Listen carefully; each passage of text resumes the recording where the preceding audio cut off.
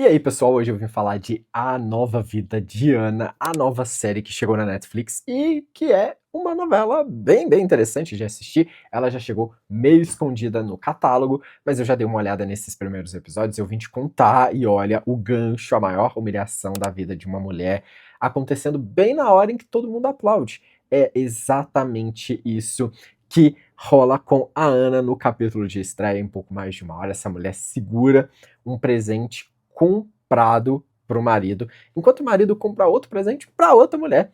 Houve ali um prefeito chamá-lo de esposa exemplar e ainda é acusada de estar bêbada quando finalmente desconfia da verdade. A série tem uns 60 e poucos episódios e vale a novela, né? E vale muito a pena assistir. E ela começa com uma armadilha, porque a Ana é apresentada como a mulher mais tranquila do mundo. Ela mesma diz isso, quase brincando, enquanto organiza a vida de todo mundo antes das 9 da manhã. É uma frase colocada ali de propósito, porque tudo que vem depois existe para destruí-la. E ela busca as abotoaduras do marido, resolve os problemas do filho, vai à reunião do colégio da filha caçula, corre pro cabeleireiro, chega em casa e ainda tem que separar a roupa do Horácio e ninguém pergunta como ela tá. É puro retrato da vida moderna, né? E isso é o que a novela traz. E aqui vai chegando todo esse caminho, você vai chegando, vai se inscrevendo, Super Nerd Brasil. Eu quero saber se você já é inscrito, porque tem vídeo todo dia falando sobre tudo que chega no streaming. Eu sou o Paulo e bora nessa, então já vai deixando o seu like por aqui.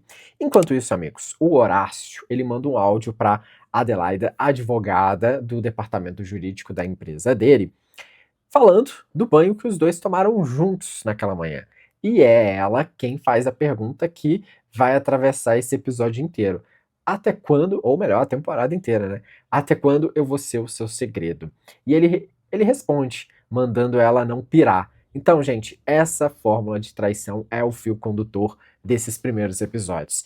E aí a história vai colocando outras peças no tabuleiro, porque a Emma, a filha mais velha, tá com problemas de matéria do professor Luciano e precisa de mais pontos para não perder a vaga na especialização em Boston.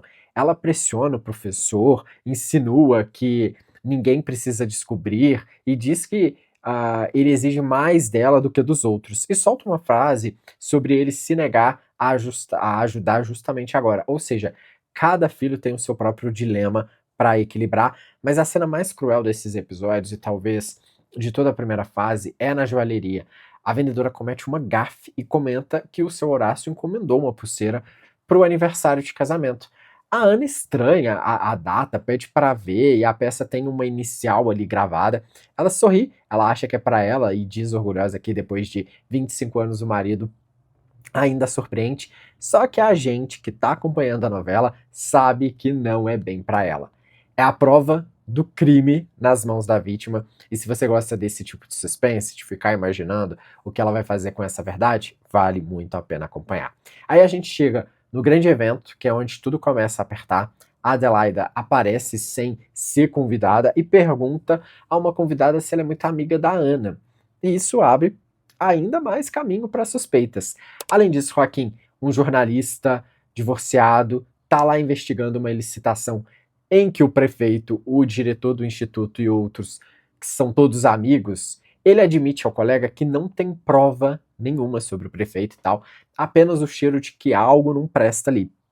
E é ele que empresta uns fósforos ali, conta que o terno é do próprio casamento. Então são esses detalhes que vão construindo o personagem inteiro, um homem que ainda está vestindo o passado.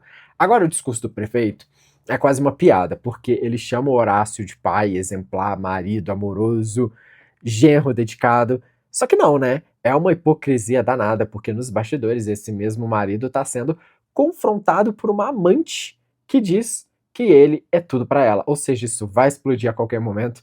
E o Horácio sobe ao palco e conta a lenda pessoal dele, que largou o emprego estável há 23 anos para fundar a própria empresa porque não se conforma. E não dá um crédito à Ana, ela fecha citando o Rockefeller, ele fecha citando o Rockefeller dizendo que ninguém teve medo de largar o bom para buscar o ótimo e ele chega.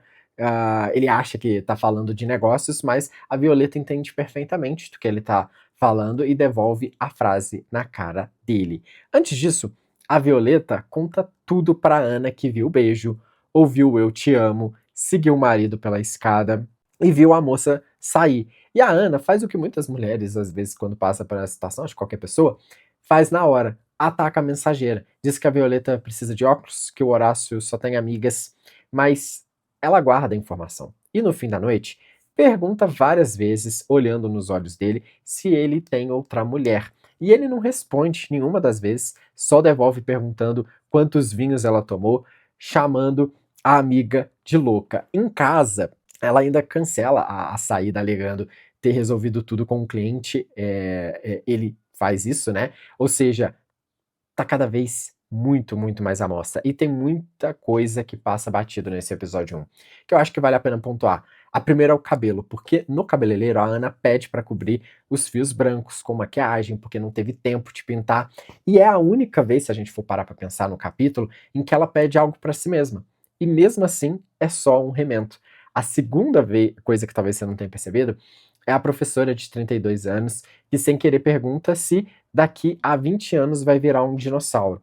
A Ana tem 50. A menina se desculpa envergonhada e ninguém comenta mais nada. Mas o episódio inteiro fica repetindo números sobre idade, sobre esse medo de ficar mais velha.